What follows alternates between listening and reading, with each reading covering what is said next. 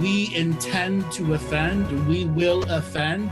And if you have a delicate sensibility, click the X button in the corner, or if you're on a Mac, the red button in the left corner. Monty, welcome to the show of offending people. Well, it never happened, and I make shit up. So, for the last couple of weeks, everyone that has asked for a reading, apparently you're all from Scotland, from Hurley in Scotland. You all live the same lives. It's very metaphysical, because we're all one. And I can't read the Akashic Records. I don't even have a card.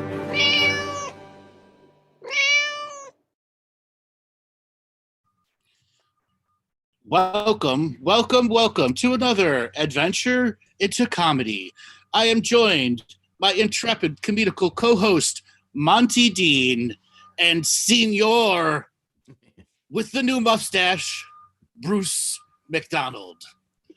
Greetings. How are you today? I am doing good today. It's the day of bad accents. Yes. Buenos tardes.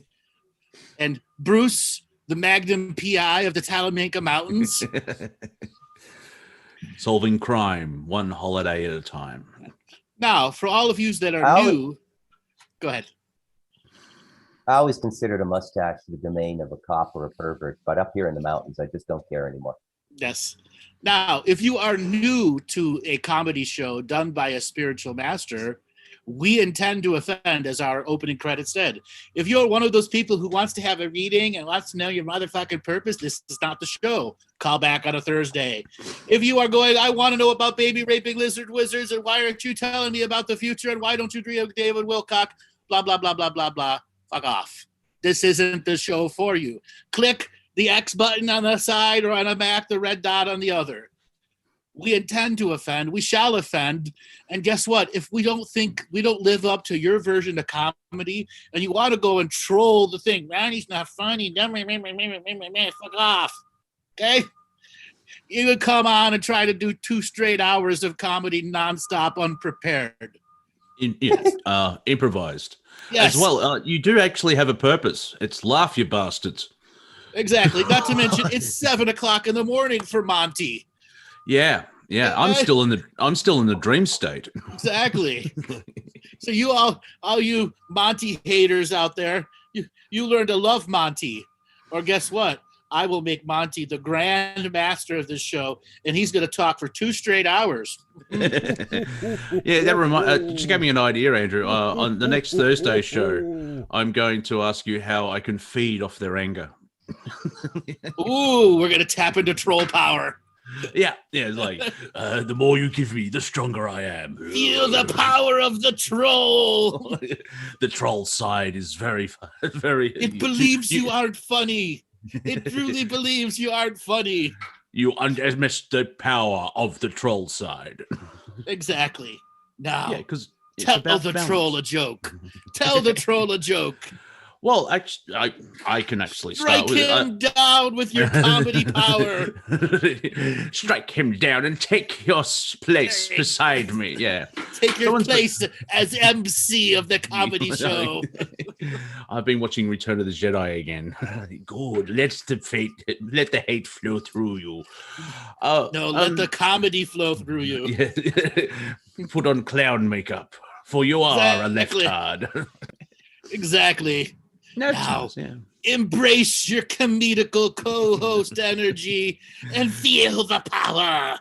Make connections that no other person can possibly imagine in an amusing way. Exactly. Speaking of which, I think Elon Musk still thinks he's on Saturday Night Live, because he just recently tweeted, "It's about time we have a carbon tax." I'm like, Elon's changed since he's spent a week in NBC. No, I think he's trolling. I think he's trolling. Well, we don't know now, because when he did Saturday SNL, he jokingly said Dogecoin is a hustle, and the numbers plunged. Yes. It's like, yeah, I think humanity is awesome, but then there's this element of, like, people are dumb. And then you have an example like this. I'm like, yeah. Humans are flawed, but I love them from afar. So if you are listening on Facebook, YouTube, Twitter, Twitch, or anywhere else and want to be actually a part of the interactive show where we look at the chat room, you must be here in the Zoom room. I am not going to tell you how to get here because you are all capable internet intelligent people who can figure out how to put a meeting number and a passcode and enter a URL number. It seems in the past we have had people that are computer illiterate and or lazy who are unable to enter Zoom meeting number 911-0011-974 and passcode 4457500. For some reason, it keeps failing on them. Whatever gremlins they have are their gremlins. Now, if you are one of those people with an old phone, like a dial-up phone and all that, there's phone numbers for you call in US, Canada, United Kingdom, Australia, and you can listen and still be a part of the show. You can still raise your hand. You can still interact with everything that's going on here. You just can't be a part of the chat room on your phone. That's why we advise people with smartphones to use the power of the internet. I also like to point out we are not Joe Biden, and we don't judge Hispanics and blacks and the ability to get on the internet. Correct. And we are officially socially distanced here on Zoom, so we are maskless. Oh, but no, but the CDC, you don't have to wear a mask if you're vaccinated. But now apparently there's a fear. Are any of us here vaccinated? No. Well, not the latest one. No, I don't think I haven't been vaccinated since the 20th century. But you know, my niece has more vaccines than I have, and she's 6. I think the last time I had a vaccine was probably 2004, and that was a flu vaccine, which I ended up later getting the flu from. No, a vaccine that contains the flu gave you the flu. Yeah, exactly. Yeah, my mum has the flu shot every year, and I'm like, just tell me when, and you won't see me for 2 weeks. And my dad and my stepmom are having the jab on the 1st of June, so hopefully it's a good one. Actually, so Bruce, hold on a second. Bruce, we would like for you to channel your inner mustache man. Are you offering mustache rides to the chat room? Ew. No. No. It was tempting, even but $4 mustache rides. No, it was very tempting, and then it occurred to me that my wife can beat me in a physical fight. That's probably not a good idea. Yeah, well, then and you must offer her a mustache ride. And Bruce is surrounded by his wife's family, all 300 of them as well. So as a Spanish person, do you think she even knows what a mustache ride is? Yeah, I'm pretty sure. Does. I'm pretty sure. Yeah. Mi amor, sure. Come here. Pretty sure. I got a question for you. Yeah.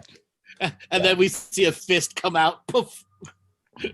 I must say Latin America is the most sensual of all the Catholic cultures I've been in. They have no problem with the body, and not like the Irish or the Italians or anything like that, or Scottish Catholic like myself. But they just sort of have no problem with it. So mustache rides are mandatory in a marriage over here. Wow. Well, it appears we have somebody in the chat room who must be a doomer, gloomer, boomer that does not even know what a mustache ride is. Figure it out. Ponder. Use the power of your brain, knowing that this is a comedy show and there's a dual meaning behind it. Yeah, or just go to YouTube and put in Monty Python, Sit on My Face. That's a minute worth of song that you'll discover what it is. Yeah. Sit on my face and tell me that you love me. It's so funny. Like when they were doing, they stopped doing television, so they started recording records, and they got in the famous men singing group from the BBC, and the reactions were like, "You want me to sing this?" It works though. The irony of people suddenly figuring out what a mustache ride is. Thank you, Frida, for sharing your innocence and having an aha moment here. See, it's still it's spiritual comedy. So through the comedy, you get spiritual. And that's why Andrew does the warning disclaimer at the start. If you don't find things funny, you need to evolve spiritually. That's my get out of jail free card. You're not laughing. Oh, clearly you need to do work. I mean, exactly. Clearly, you didn't do any inner work. Yeah, it's like, I'm spiritual, and you say a joke. I'm offended. Like, yeah, doing well. But it's not love and light. Yeah, but we live in a duality, you twit. We're the other spiritual guys. Yes, we're the other spiritual guys. The other white spirituality. You thinking what I'm thinking, Monty? The bushes? We gotta trim those bushes. The family? That's gotta be the funniest scene I've ever seen in a buddy comedy movie like that, when Denzel, not Denzel, but The Rock and Samuel L. Jackson jump off the building and they're supposed to hit the tree and they miss and they're on the sidewalk and the other guys take over. That was a great movie. Great buddy cop movie. Yeah. And he's got the wooden gun. Yeah. Office Pop. The other. Thank you, Albert. Yes, we are the other spiritual guys.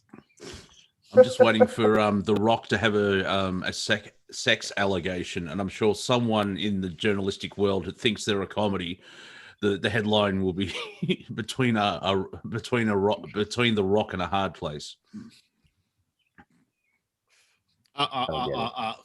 Yeah, thank you. There's the support that I need. I'm kidding. I get it. The irony of this world that we live in. Yeah, I want to talk about irony for just a second here. What's the most ironous moment you have had, Monty and Bruce? Really ponder. What is the most ironous moment you've had? And a chat room too. The one that comes to mind straight away is it's ironic that Americans don't get irony. So there is that as a collective, not individually. Well, I mean, I can't even narrow it down. Everything's ironic now. Being the word guy, let me give an official Oxford Concise Dictionary definition for irony. It's when the intended meaning of something you say is the literal and diametric opposite of what it actually means. So everything is ironic now. Everything is inverted. That's what I see going on in the world. I mean, to pick one, what is the most? I don't even have a scale for that kind of metric. It's like you would need one of those truck weigh-in centers to get a grasp on the level of irony now. By the definition of irony, we've reached so irony that irony is no longer irony anymore. It's reversed itself. Same with irony parody. Is normal. Parody and satire. And also, I was lucky enough to read a book that's coming out mid-June, where the idea put forward is even the concept of time is ironic. I'm like, exactly. It's like a friend of mine who teaches like everything's an illusion except time. And when I'm in the room, it's like, yeah, but time's an illusion as well. Yeah, I know, but that people aren't at that level yet. Yeah. So, yeah, the irony of time is that when you get to a certain, you can transcend it in your consciousness. So time is temporary. There's the irony. Time is temporal. Wah. Yeah. Yeah, I like to use my irony on my shirty so I can go to worky. And have an iron shirt. Mm-hmm. Isn't it ironic? You have an iron shirt at work. Yeah, I've seen a stand-up comic from Ireland rip apart that song. Isn't it ironic? You're looking for a fork and you find 10,000 spoons. Question, who the hell has 10,000 spoons? You have a problem. Like, buy a spork. Oh, people collect spoons. I had a great aunt who had an absolutely brilliant teaspoon collection. Yeah, did she have a heroin problem? No. Okay. She had a spoon problem. There are spoons. No, instead of there is no spoon, there are spoons everywhere. Yeah, that my mum collected spoons as well, and just check to see if there's any black markings underneath. I'm just going. The power of spork. Yeah, why have three? You ever actually try to use a plastic spork to eat? I think I have. It doesn't work. You need a metal one that's sharp. On the pre-processed cardboard food that it comes with. Yeah, like I keep passing McDonald's and I keep thinking that's a good idea, Like, not a good idea to get McDonald's. Just McDonald's is a good idea, but the application's really bad. Well, if they continue with this pandemic prison analogy, beginning with the lockdown, the sporks will be arriving at your homes pretty soon. Mm-hmm. They will, along with the local prison guard. Well, according to the CDC, according to the CDC, if you're vaccinated, you don't have to wear a mask, and it's like, wow, you've changed again. And former Vice President Joseph Biden has actually tweeted. Now, imagine if Trump had tweeted this: new rule: if you've been vaccinated, get vaccinated or wear a mask. The choice is yours. And geez, Twitter went for a field day with that. Basically, I've just seen a lot of "fuck you." Man, net fish eat day. I'm Joe Biden. Yeah, I actually put that meme up on. I know. That is your best area of comedy. Actually, is memes. Almost like 99% of them crack me up. Yeah, I got fact checked for that meme. You got fact checked. Really? Yes. Yeah, Joe Biden didn't say this. No, really? Isn't it ironic you don't have a sense of humor? So I want to thank Albert for this one. I used to like a girl that only hung out with me because she liked my married friend / girl. They got together. They married friend divorced her rich husband and got nothing from the divorce. And then they got married and now they're divorced. Now, you hear something ironic. I have an uncle that married the same woman 3 times. And the cycle repeats. He literally married the same woman 3 times. Okay. Some people do that for the passion. I used a lawyer in Atenas, Costa Rica, when I used to live there 5 years ago, who had divorced and remarried his wife 5 times. And it was just some little passion play the two of them went through. It was quite something. I blame the soap operas. Yeah, Phil Donahue married his wife twice. Oh, what the marriage? The marriage office. Jerry's back. Oh, it's the same woman. Yeah. Okay. Yes. You think you're making a mistake? We'll find out in a year, won't we? Yeah. Again? You'll be back. Don't worry. You'll be back. This is not like Baker. Yeah, this is not Baker's Delight, where after 4 marriages, the 5th one's free. That's not how it works here. So Anna, yes, this lifetime married the same woman 3 times in a span of 25 years. Yeah. Uncle Dave's getting married again. Who to? The same woman. We've done this twice. Like, I'm wearing the same dress. Fuck right. You don't know how much I love you. So Bruce, you said you were going to start writing Spanish soap operas. What kind of Spanish soap operas are you going to write?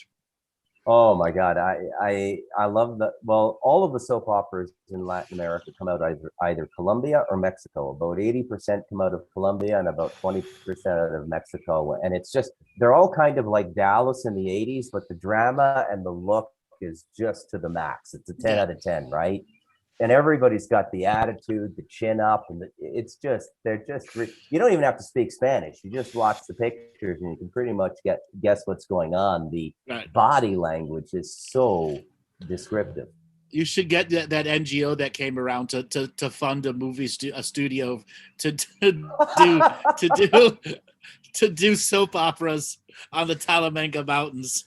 Just call it Abaca. Oh, there's the Abaca grows. As the really Abaca grows. It starts with 3 Nicaraguan laborers arguing with their wives. Yeah.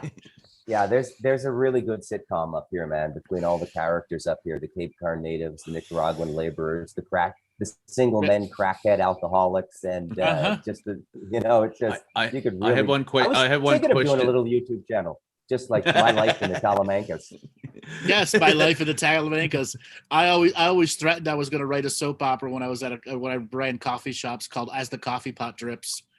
So when I read the comments in Facebook groups that are related to expats in Costa Rica, and like 90% of the people live in gated communities, I'm reading their comments. Man, are we even living in the same country? What are you talking about?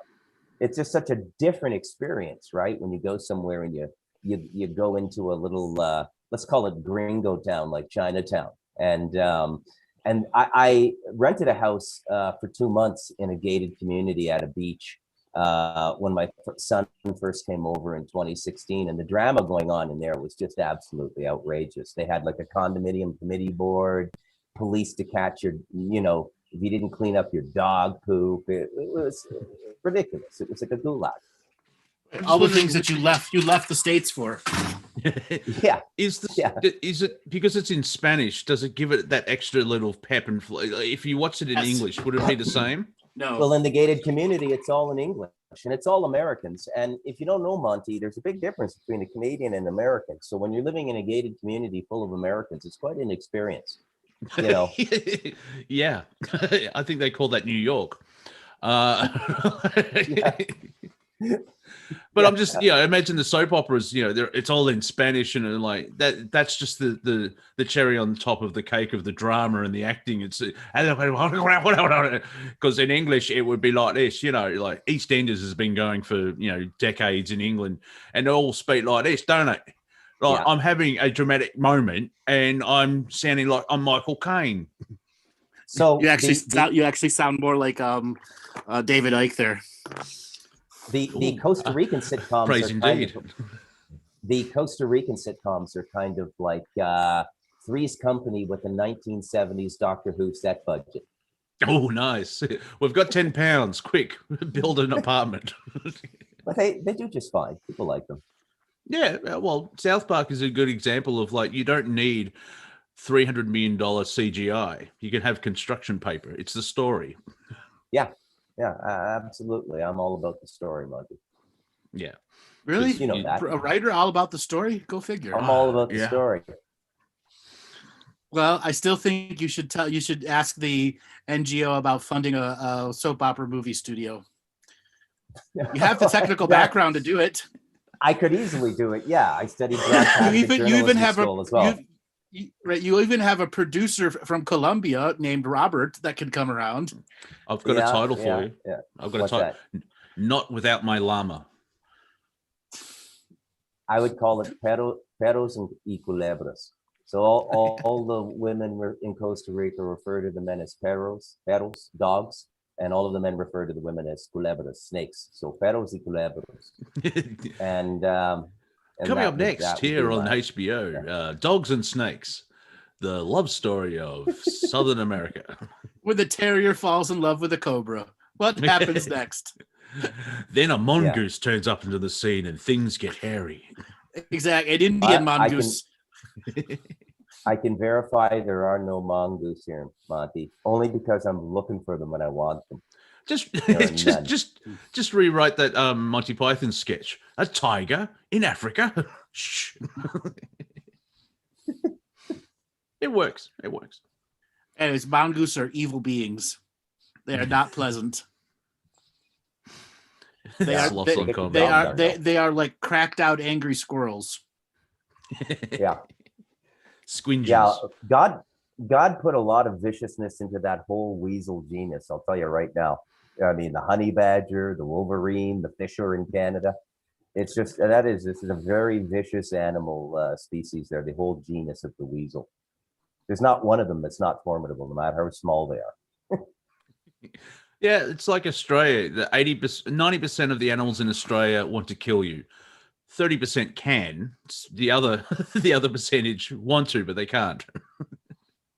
Every once in a while, somebody will put up a photo collage of like wonderful Australia or something, and it's just the most bizarre stuff I've ever seen. Mm-hmm. Like you guys have a huge spider problem there, right? Well, no, there's a truce. The trick is you leave it. That's the thing about you live in nature. To live in harmony with the animals is leave them alone. You don't go up to a bear and go poke, poke, poke. Oh, he seems to be upset. He's sleeping and you poke him in the eye. But most animals you just leave them alone and go about your day. Most snakes run away from you because they're scared. It's usually if you get too close and then they react. People say we have a shark problem. It's like, no, you put on a black wetsuit, look like a seal, and went into the shark's lounge room. Yeah. And we have to kill the sharks. No, when the shark enters my lounge room, then we have a problem. So. Yes. And sharks like, oh, Grubhub's here. Yeah. So yellow fluorescent wetsuits. That's the best thing when you go surfing.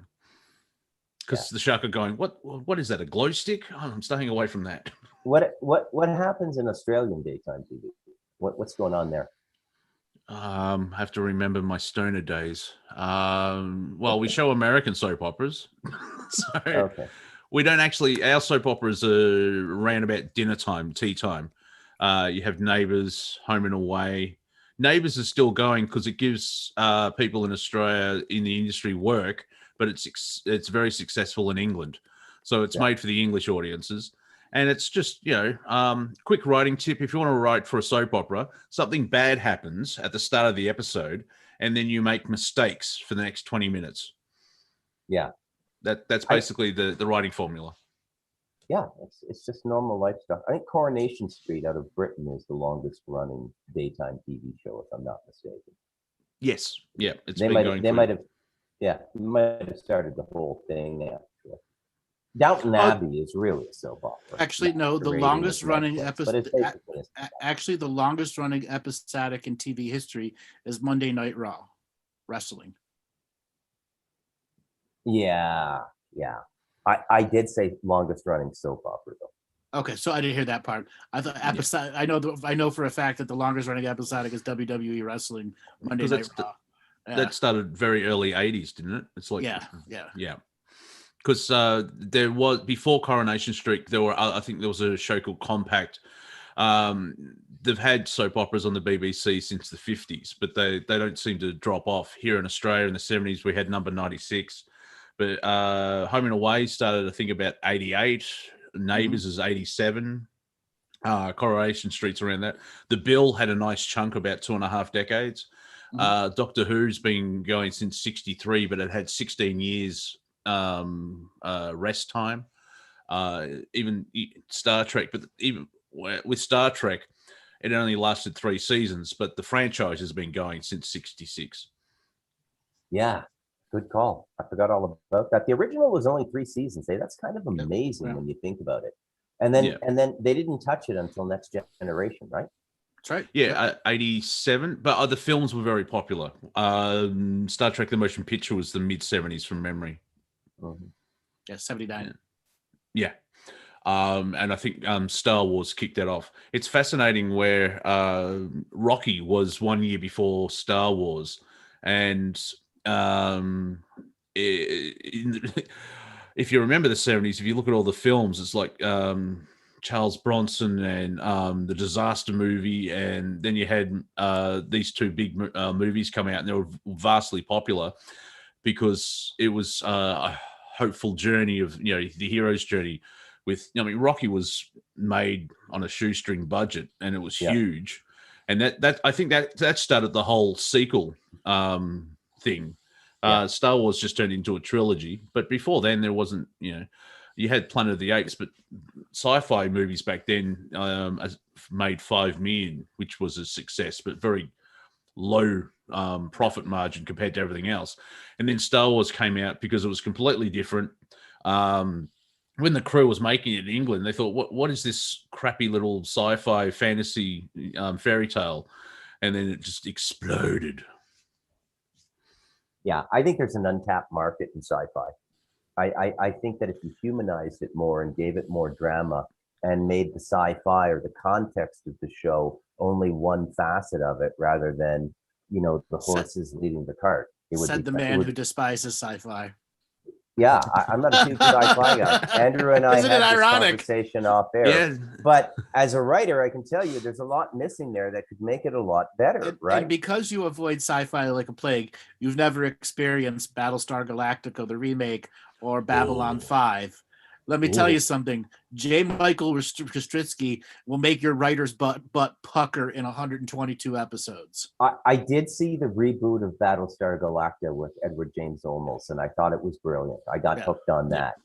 But again, that was an example. Again, remember what we talked about, Andrew? The only sci-fi book I've ever read and read more than once is Do Androids Dream of Electric Sheep? So I really cued into the whole consciousness AI thing, and they did that brilliantly in Battlestar Galactica reboot. Yeah, but there are many other sci-fi novels out there that are mind-blowingly awesome. And I know you you blanket judge them as Pulp Fiction. Yeah. If you yeah, watch I do. If you watch the Blade Runner sequel, you probably enjoy it more on mute because it looks gorgeous. It's Yes, boring yes. as batshit. Like, what the fuck's happening? Oh, look, Han Solo's in it. That's the problem with the technology and the budget. They make everything look gorgeous, and then the main character's like, "I'm going to do something stupid now." Like, oh, for fuck's sake. Yeah. So I have a request from the chat room. Andrew needs to name some of the top 5 puckering triggers so I understand this concept. Here's the first visual. twist. Have you ever been into a point where you're almost going to run into the back of a car and all of a sudden the spring inside your seat sucks into your asshole? That is a butt pucker moment. Now, Okay? I have to ask, visceral. Has that happened to you, Andrew? I'm just wondering. A few times. Where oh no, we're gonna hit, and the spring pops through. That's a butt pucker moment. You know when you're leaning on the back of a chair and you're about to fall and you catch yourself? Yep. Yeah. That's a butt pucker moment too. That's just that's the one where it's more like sucking of air up and not an actual spring. Yeah. Somebody in chat asked if I liked 2001 and said, "Oh, I mean, come on, you got to like this." Absolutely love 2001. I've seen it about 21s. That's not sci-fi. That's Stanley Kubrick. Yes, that's Stanley Kubrick. Exactly. Brittany, you're welcome. Now that you get it, I'm sure you've had many butt pucker moments in your life. Yeah, like it's like and someone enters the room and everyone's like, and the atmosphere pressure increases because everyone's just inhaled all the oxygen. And it's not a moment where your boyfriend goes, "Hey, there's another hole." That's different. Yeah. Playing the back nine, yes. Exactly. It's really with that moment where it's, oh shit. We need to talk. Yes. I gotta ask, has anyone had a moment where metaphorically it felt like you were gonna suck a spring through the seat? I have. Driving a limo with 23 people and a homeless man jumps out in front of me. Oh no. The joy of inertia. Like the car stopped, but everyone else kept going. That's why, they've got in the car the parcel shelf. I don't know why it's called that. Do not put a parcel on there, because when the car stops, everything else that's loose continues on until it hits something. So if you have anything in the parcel, it could take your head clean off. Yeah. Fun times. Yeah. Santo, he's like, when there's a smell in the elevator and everyone looks at you. Yeah, that's a pucker moment. That's more like that's more of a sucker moment. So one of the best memes, it's from episode 1, Star Wars Phantom Menace. It's young Obi-Wan Kenobi talking to Qui-Gon Jinn, and it says, farting in an elevator is so wrong on many levels. If you ever really need workman's comp and you're working in an office, just switch to a diet 3 meals a day of cabbage and beans. You'll get your workman's comp in 3 weeks. There was a comedy troupe here in Australia called the D Generation, and they started out doing sketch comedy on the ABC, the Australian Broadcasting Corporation, and they created something called the fart whistle. So there was no arguments of who farted. And so every time someone farted, you had little jingles and everything else like that. So the fart whistle is about that long, white, and so it made a tune when you let go. Yeah. I have to say the pit bull is the most gassiest dog I know of. Yes, they are. Yeah. He's right beside me now, giving another sense other than auditory and visual to this broadcast. And they enjoy it. They intimately enjoy it. Yeah, I'm going to be scared when they actually have that's the final frontier with television and video is smell-o-vision. Because like with Private Ryan, veterans actually saw it, and what did you think of it? The only thing that was missing was the smell, and I'm kind of glad of that.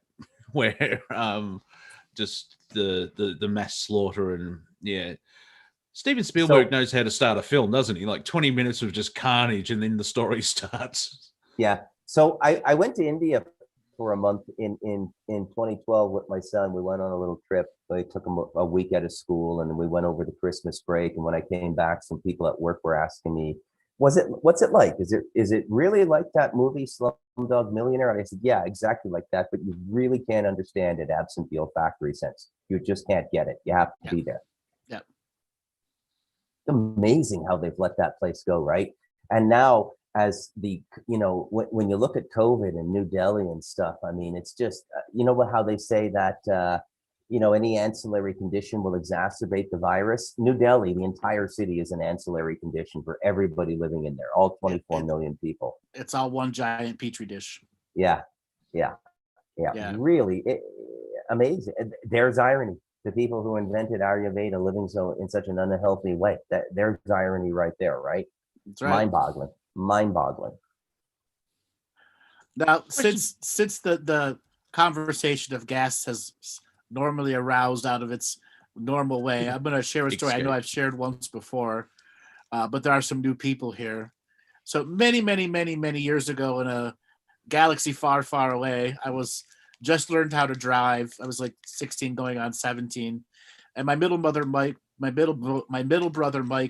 went over to my grandmother's house because she had gone to Greece for 2 months. So he was watching the dogs over there, and he was the one being responsible for that. And he had a friend over, and I knew this friend very well. And so I was going to go over and just hang out with him and play some games and stuff. And I remember opening the sliding door, and both the dogs run out of the house with this weird look on their face. And then I am accosted by this most awful smell I have ever had. Like somebody sprayed fucking tear gas in there. And I'm like, whoa, what is this? And the dog's like, me, like whimpering to get out. Okay. And there they are in the kitchen laughing their ass off, farting every 2, 3, 4 seconds. I'm like, what the hell's happened? And like, we made chili and it's making us fart. Long story short, my grandmother only buys dried beans. So they made chili with dried beans, which is full of nitrogen, which creates nonstop gaseous effect. They never soaked the beans. Mm-hmm. This stuck in my head. Come 10 years later, I am with a group of friends who are, let's say, very metrosexual, always love to primp and get themselves ready, a bunch of really hot girls.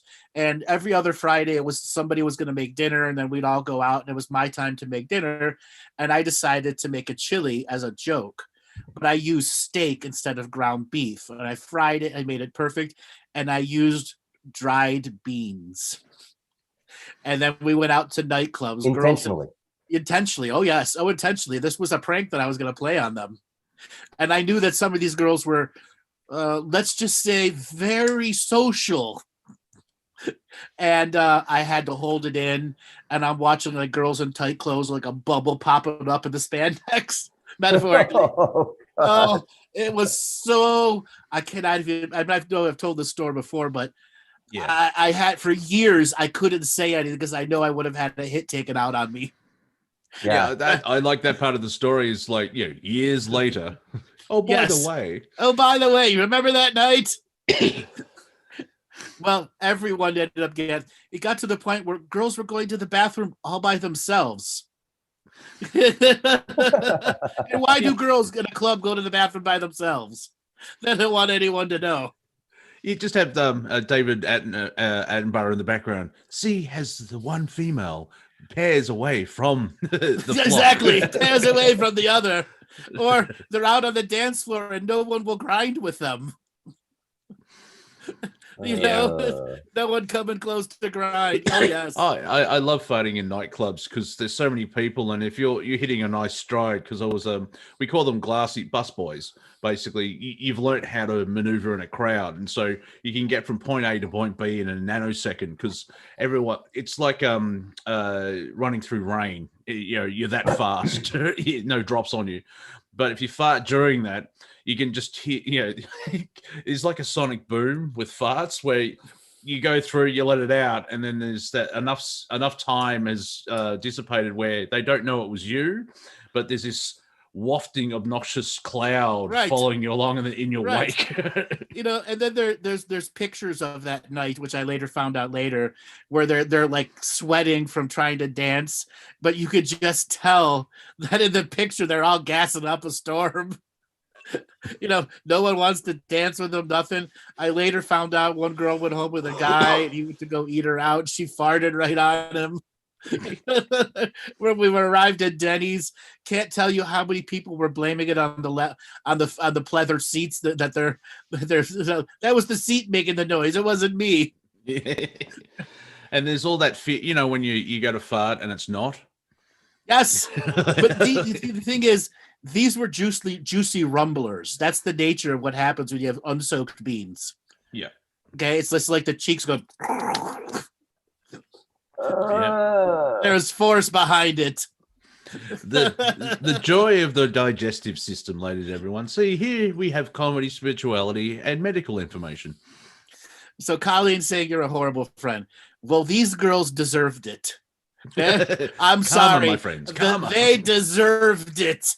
And let me tell you something. I did not harm them. I only fed them. Yeah, they're alive today. What's my karma in this? Good karma, because you fed them and they stayed alive because of you. Exactly. How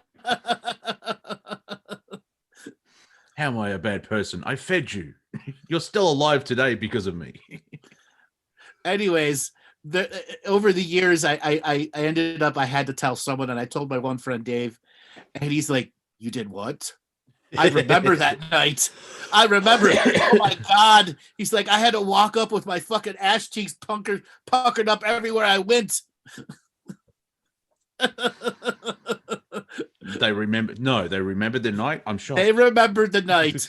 And then as the story started to spread amongst the group of friends, I had already gone and I was into the Galactic Historian stuff, and I would get these calls. If I see you, you're dead. You're dead. And you quickly go to the case of records. No, it's not you. Nope, not you. Exactly. I'm fine for a couple of years. So. And then about, I don't know, maybe 9 months ago, the same group of friends, we all got back together, and I got a few slaps on the back of the heads, and we had a big laugh about it. But this is like 19 years later, 18 years later. Yeah. But the night was well remembered, and because each individual person had a moment where the gas was so forceful and loud, like it was absolutely identified. What happened there? What did you do? It wasn't me. It was blamed on everyone else. I just realized there was a bit of karma for you, Andrew. Remember that bear that left a present on your front step? Oh, yes. Oh, yeah, God. Yeah. There could be a connection. I will never forget that walking up. What the fuck? Like, what the fuck? If I had taken 2 more steps, I'd have stepped in it. You would have drowned in it. It's like, did a T-Rex walk by and have a crap? What the hell? Exactly. I can't tell you how much laughs. I'm like, what's the bear like? Oh, man, I got a shit. I would go to the colonics guy. I just like find it, lives in nature, is one in harmony with the planet. Nah, that doorstep there, that looks inviting.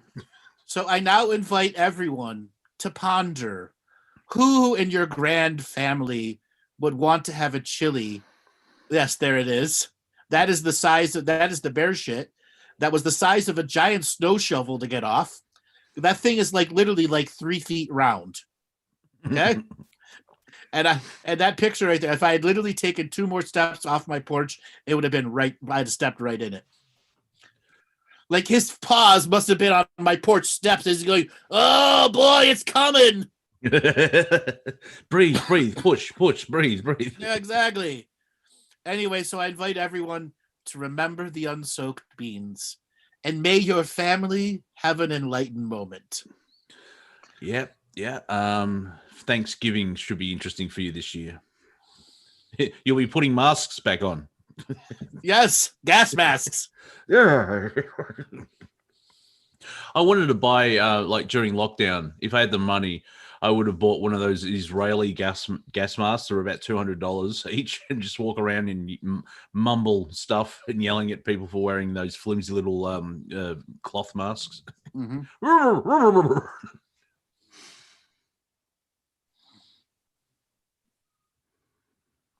So everyone will have their own experience with the dried beans.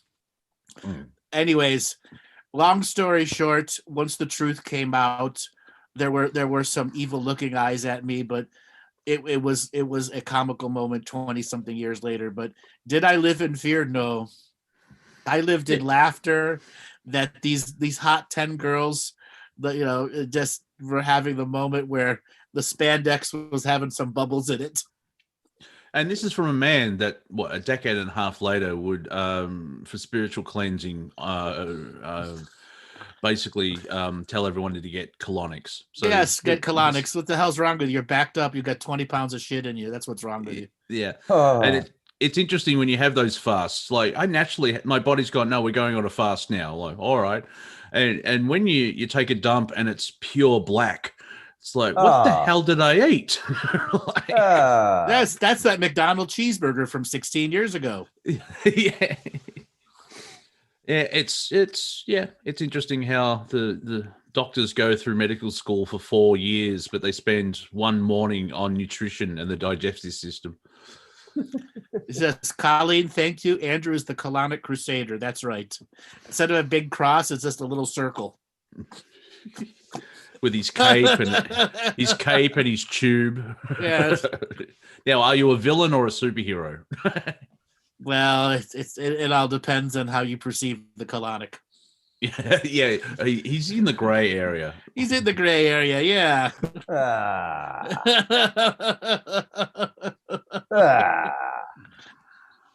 Yeah. What's one thing that helped you to reach enlightenment? I crapped a lot. Yep. Crapped out like 20 pounds of petrified shit. Yeah, I want to have a t-shirt saying, I read my Twitter on my shitter. Yes, thank you, Caroline. My shield is a Kalima board, and my weapon is a bucket. For I am colonic man. I am colonic man. Cleaning colons across the planet. Let me get a visual on that. I'm looking up Kalima board. Oh, God. Oh, God. Fits over the toilet. It's got a big hood there that your ass goes right to, and it takes the explosion. Oh, the poo guru. It's a blast shield. Oh dear! Some modern artist is going to go, what the hell is this? Well, what I do is I eat laxatives and I poo out onto this board, and then I put them on a New York gallery and sell them for $3,000 each. Yes, my art is shit. You know what his name is? He's a Chinese painter called Hu Flung Poo.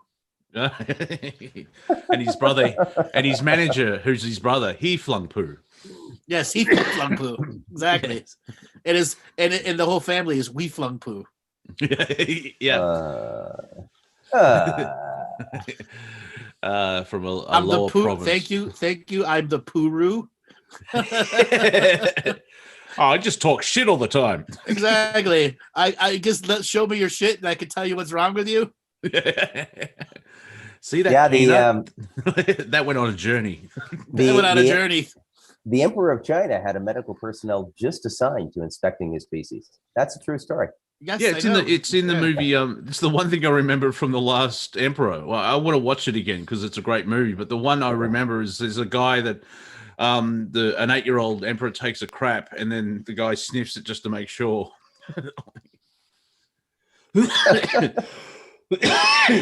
One does not simply unfling poo. That's correct. Once it is flung, it's on. Someone is going to react. You want to play a very quick game of name one TV show or film Sean Bean didn't die in? Yeah. Yeah, he got the I'm going to get killed typecasting for sure. Yeah. No, there's some love stories he didn't die in where he got the girl in the end. Oh, okay. I was going to say he probably died on side. Jupiter Rising or Ascending, he doesn't die in that one, but everything else he seems to die in. GoldenEye, Lord of the Rings, Game of Thrones, because I never read the books, and he gets killed at the end. It's like, he's the reason I'm watching this thing. So, Right. That's Games of Thrones, where anyone can die. Well, apparently the story did in the last season. That's because they rushed it. They rushed Well, that, and they wanted. The book hasn't been written. Well, no, they wanted to end the series because they wanted to go and make more money off of the prequels and the other series, because they were getting up to like freaking $100 million a season. Well, yeah, Wow. because I think season 6 was going to be the last season, but then we'll do 2 seasons. There was a break between 6 and 7. Then they released 7, right. And then everyone's like, "What the fuck is this shit?" They couldn't plan a 9 because all the actors have become popular. Like what's her face, the one girl that ended up in X-Men, et cetera, et cetera. They could never rearrange the actor schedules. Yeah.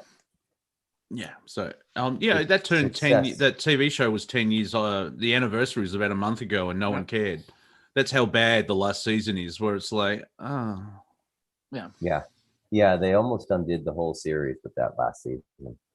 I just could not believe how badly they missed the mark there. I don't know what was going on. The writers blame the communal co-writers who took away from what the actual writers were doing, and the bean counters who were trying to make the cost of the sets go down. Yeah, and they went further than the book, right? Like the writer couldn't keep up with it. Yeah, he hasn't. He's still. It's been 10 years. He still hasn't finished the last book. Yeah. Well, he made his money. He's okay. Some people just can't write to that kind of performance schedule, right? Like heavy duty, big multi-million-dollar production. It's got to be nerve-wracking. Well, apparently, Amazon is making it's a prequel to the Lord of the Rings, which they're calling the Lord of the Rings. No confusion there, but it's leaning into the woke, where it's going to represent our world today. And it's like, fucking no. Like, what? I mean, in England, they cast, and I haven't seen it, and I refuse to, but they was one of the wives of Henry VIII. Anne of whatever. Anyway, she a black woman was cast for that. So they race swapped. Yeah, they race swapped someone in history. So I don't know what the acting's like, but it's like, hang on, why is there what? It's the BBC. Wow, okay, that's just dumb. Yeah, that's just dumb. I'm still waiting for I've got my pitch for White Panther, Wakanda's just above Norway.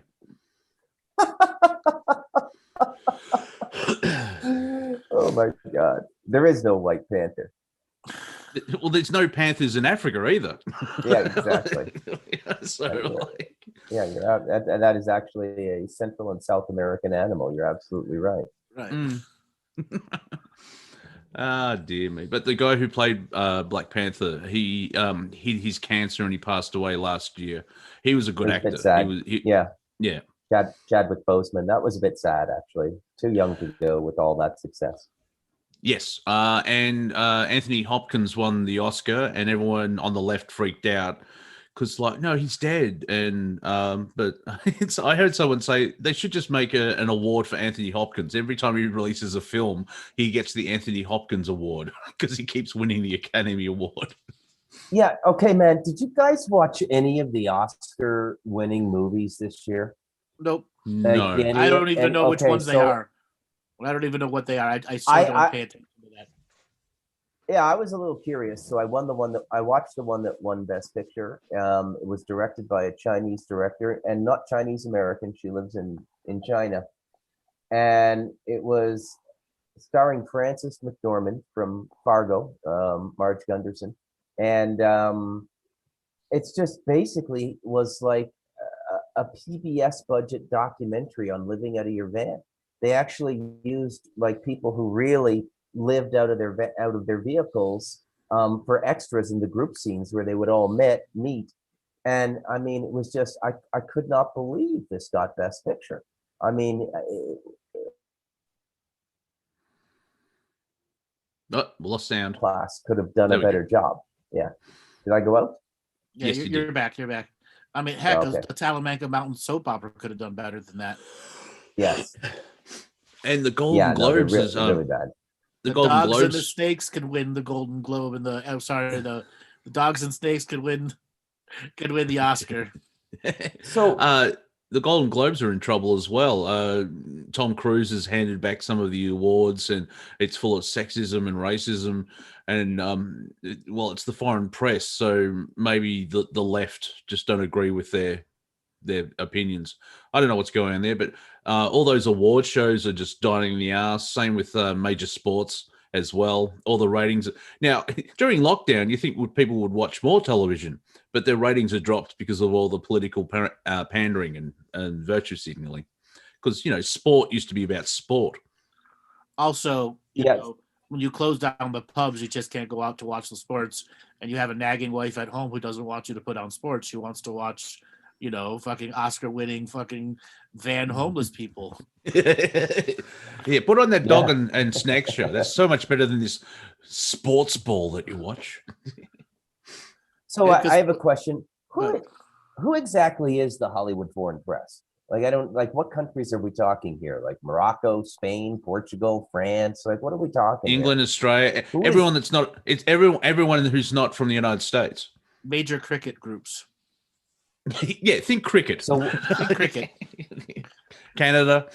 Wherever there's major cricket teams, that's out of Hollywood sport. Foreign press. Yeah, foreign press. Yeah, the hints in the title, they're foreign. Good one, Monty. Good one. The English language does have its perks. There's a group of military people called the Desert Rats. Guess what they do? Then you have the American, where Marines, which they keep sending them where there's no water. Yeah, so Albert Ortega saying Amores Perros is a good Mexican film. Yeah, I saw that in Canada. It's absolutely brilliant. I forget what the director's name is. He did Babylon with Brad Pitt as well, but it didn't turn out that well. But his breakout film is absolutely brilliant, I believe.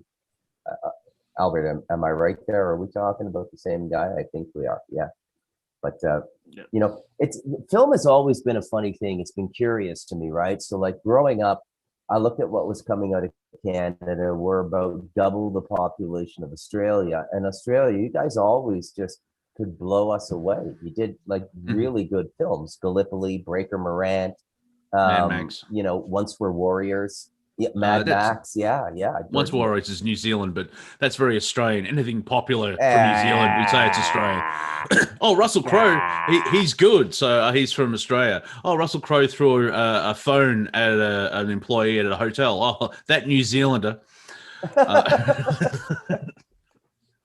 Is he New Zealand? Is he an Auckland boy?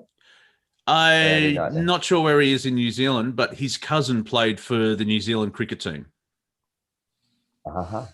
Yeah, pointless information won't save your life, but you never know. Yeah. Thandie Newton, I think she's half Australian, half English. And one of her breakout films was Mission Impossible 2, which was made here in Sydney. And it's the only moment I've seen Tom Cruise actually act. The character is wearing, how they do the masks. And so the villain is wearing Tom Cruise's face. So it's actually Tom Cruise playing the part. And he talks to Thandie Newton, and she is completely unaware, thinks it's Tom. She walks off, and then there's this sullen, sort of resting bitch face. A moment of the villain going, "Nah, you're fucked," and it's like, "Wow, Mr. Cruise, I found you actually act." Like it's just this 3 frames of the film, but yeah.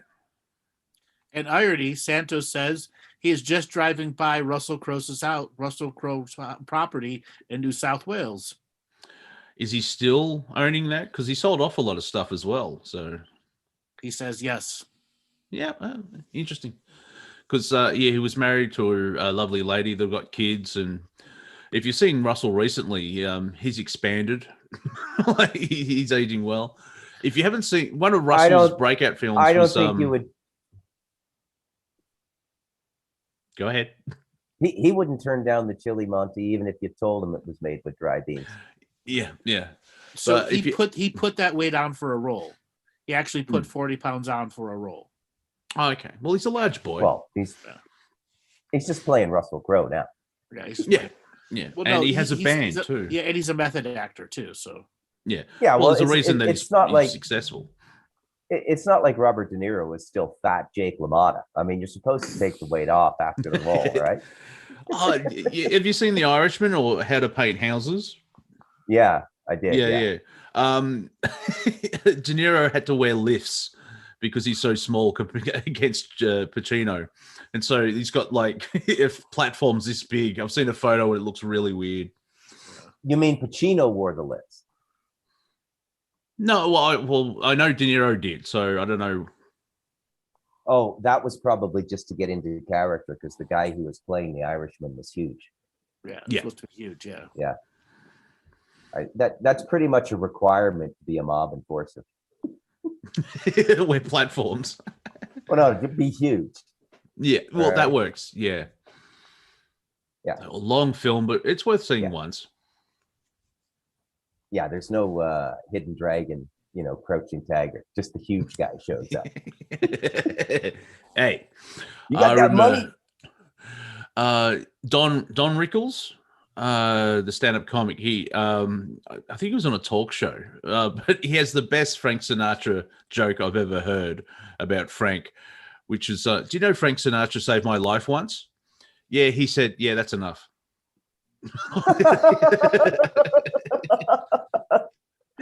Oh, I get it. For context, for people, Mr. Sinatra was connected to some legitimate businessmen, and if Frank didn't like you, he would let you know and probably beat people because he was part of the Vegas crew and everything else like that. So I just like that. It's just a brilliant joke. Yeah, that's he saved my life by stopping his goons beating me to a bloody pulp. Yeah. And you've got big movie stars there in Australia too. We don't have any movie stars in Canada. Well, no, they moved to the United States. They're so close. How many Canadians? Yeah, we do. Actually, they move to the United States and then they get green cards and they let go of their Canadian ship. Yeah, Ryan Stiles. Ryan Gosling. Yep. Jim Carrey. Is Rick Moranis? Mike Myers. Yep. There's so many Canadians, but they just travel below the border and become American. It's very Australian, New Zealand. It's like, oh, you're Canadian. No, he's American now. He's successful. He's got his green card. Yeah. I like to harass Jim Carrey on Twitter. Love to harass Jim Carrey on Twitter, because he's really involved in the American political process. And I just keep repeating the same comment over and over. Jim, you're Canadian. Well, I find Jim Carrey's a fascinating experience because he apparently has done the whole spiritual thing and turned into a ball of light and he's open and everything else like that. And then he loses his complete shit with Trump, all this other weird shit. And like, when you take that trip to the creator and you're all that is, was, and will be, I think he fell down some stairs on the way back. It's like, wow. Yeah. Jim was funny till he started thinking too much. Yeah. He was funny until he stopped doing cocaine. Well, there could be that because cocaine is a hell of a drug. So he stopped doing cocaine. He got a little serious once he cleared himself up. Yeah. It's fascinating in the world of comedy where there's comedians that are successful and they're playing to big houses, and I just look at them and go, why is what? I don't know if it's an element of jealousy. It's like, why do we exist? Like Amy Schumer, like, I know she's doing comedy, but I don't see any laughter involved. Ghostbusters 2016, apparently the four main leads are comedians, but I didn't laugh. I want my 2 hours back from watching that movie. Is that the joke? That it's a one joke film that they made it? I don't know. I actually laughed at that. I laughed at that movie. I did laugh. Oh. Yeah. Yeah, and she just had something come out on Netflix that I thought was pretty funny. Actually, I forget the name of it, but it's her most recent movie, and I thought it was really funny. She's hit and miss, that Amy Schumer. I think a lot of people just love to hate her. I don't know why, but she's not super funny. And I agree with Ghostbusters. They absolutely killed that movie by just simply remaking it to have 4 female leads in it. It was ridiculous. Yeah. Hey, you know what? They're coming out with a sequel. And Jason Reitman, his son, is making it, so that actually might be pretty good. Yeah, I think the story is that Egon's grandchildren are part of it. So yes, I've seen the trailer for it. Yeah. I look forward to that. Because I think Dan Aykroyd wrote the script, or he's part of it as well. So they're going to do it right. Yeah, there's another Canadian in Hollywood, right? Yes, yeah, and he's into the whole alien side of things, and it's fascinating as well. Like is exopolitics the right word? There seems to be 2 camps where there's the spiritual side of things, and then there's everyone else just going by scientific evidence. Where Area 51 and everything else like that. Well, this guy can, Andrew can talk to the aliens. It's.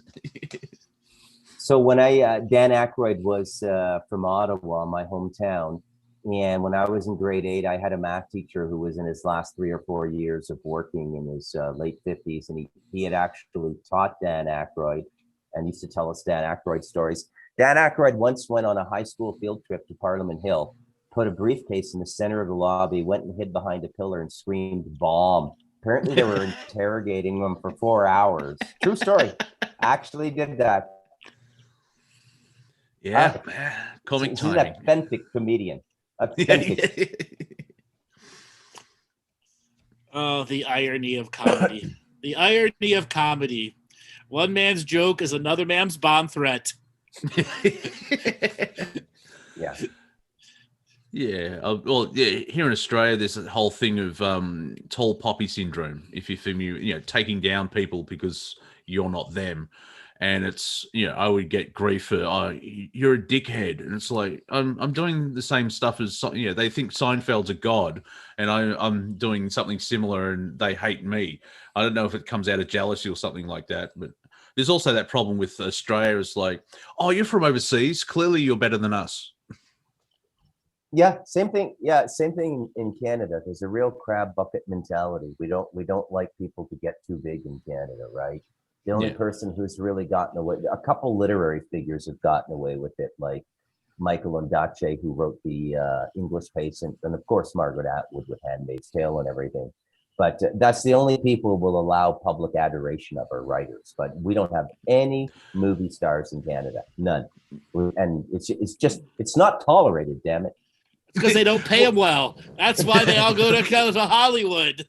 Yeah, so, like, you can't even go to the U.S., become famous, and come back to Canada for summers in cottage country or something, and be expected to be treated any differently. Hey, Dad, I was next in line with my kids at the ice cream truck. Get the hell out of there! Exactly. Well, that's the thing. It's Hollywood. Yeah. It's gone. I've had a Biden moment. You had a Biden moment. Yeah. I'll bet you're biding your time for your memory to come back. Hey, Monty, I'll bet you Dan Aykroyd has read Stardust Ranch. I'm sure he has, or he'll be aware of it because that's you know what I mean. But I'm not saying it's a vast gulf of separation, but Stardust Ranch, because you've got the trilogy of ranches on the same. Is it not parallel? It's the other one. There's a lot of Hollywood stars that go out there to spend weekends with John. I'm not allowed to say any names, but obviously, you would be amazed. Iron Man.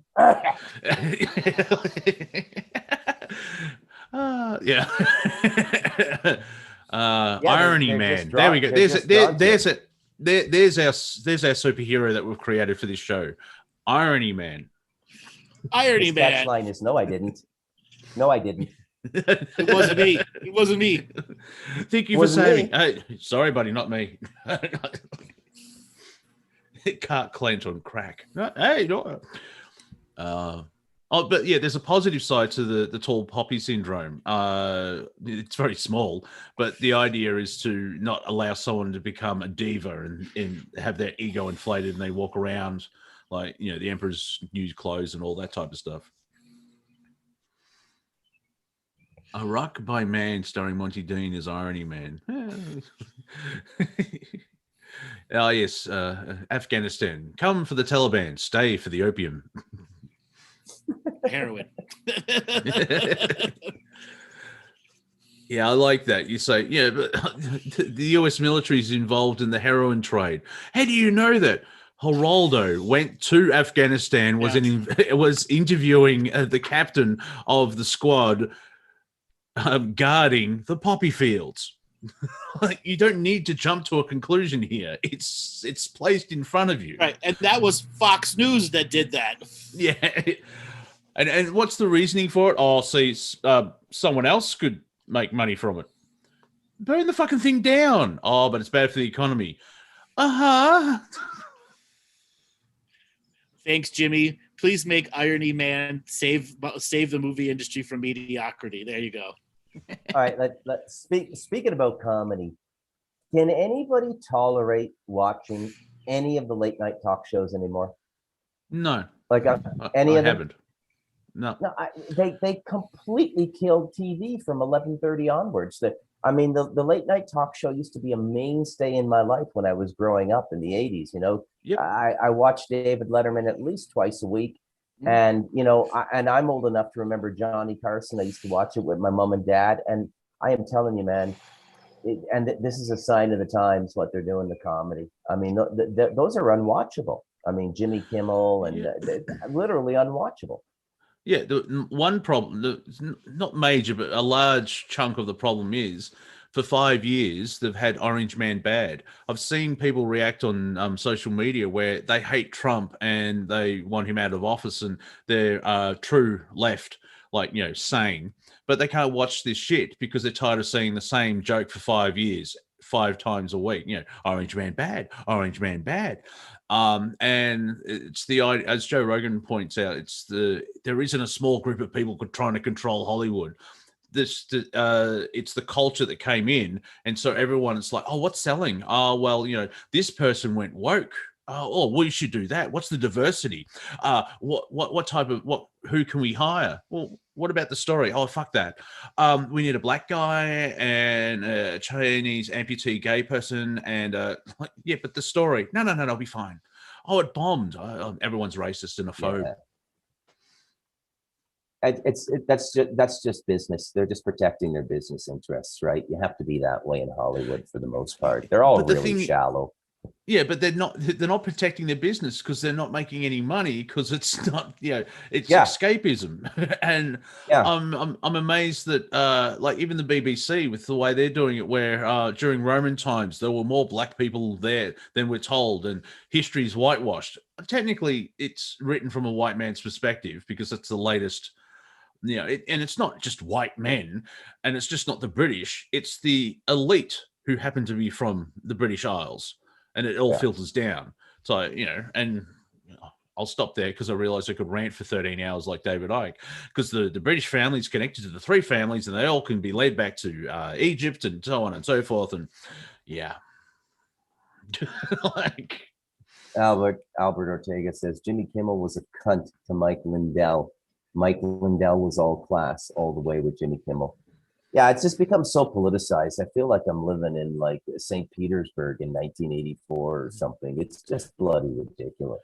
There is also the hypocrisy of Jimmy Kimmel's part of that crowd of like, oh, you did blackface? Clearly you're a racist and you should be canceled and lose all your job, contracts, house, and family. And yet he did a sketch 20 years ago of him in blackface. And I don't think it was mean-spirited. It was like, you know, I can understand where the whole thing of, you know, black and white minstrels, that is offensive to black people. But there's a line where allow the actor to act. Like have you seen, is it Cloud Atlas from the Wachowski thing? Yeah. I mean, actually the writer there is actually more important. Very well known in literary circles. His name is is it Ian Mitchell? I forget what the first name is. I can't remember. Yeah, I But actually read Cloud Atlas before the book came out, the movie. It's a really well done book, but yeah, they did a good job on the movie too. Yeah. Who played Agent Smith in The Matrix? Hugo Weaving. Yeah. And because in the story, it's all about timeline and reincarnation, where we have past lives, multiple lives. And Hugo Weaving plays an Asian person because his soul was born in Asia. And it's very hard to actually attack that for racism, because it's like, well, you can't get an Asian actor. Can you find any Asian that looks like Hugo Weaving and can act like Hugo Weaving? So there has to be makeup. In this, up until the 70s, maybe I think during the 80s, you would have famous British actors that would play different nationalities because they can act. But then, you know what I mean? It's that back and forth of like, but Indian people can't. Like Scarlett Johansson. I gotta say though, Monty. I gotta say though, with all the Asian acting talent out there, Tilda Swinton should not have been cast as the Ancient One in Doctor Strange. Well, that was because of the Chinese, because you can't have a Tibetan in a Marvel movie. That's right. You can't. And they needed star power. They needed star power. Yeah. They screwed themselves. Yeah. Yeah, they screwed themselves. Yeah. Even like Disney's in trouble for like the Star Wars films. They take Finn, John Boyega, who happens to have dark skin. They take him off the poster because they believe the Chinese populace are racist, and they don't like black people or some stupid thing like that. And so you can see both. It's like Black Lives Matter, except for when we're selling a movie in China. Yes. Yeah, that is actually quite prolific in Asia. Michael Jackson actually took a giant monkey on stage for his Japanese tour because he had heard that the Japanese had that similar feeling. So just to mock them, and having lived in Taiwan for 2 years, they're pretty racially intolerant. Let's put it that way. I didn't say racist, but they've been raised in a homogeneous culture for 8,000 years. What do you expect? It's not like they went through the grade school system in Ontario, Canada in the 70s and 80s. Yeah, well, you said, you actually said the true name of the Prime Minister of Canada, I think yesterday, the day before. Justin Castro?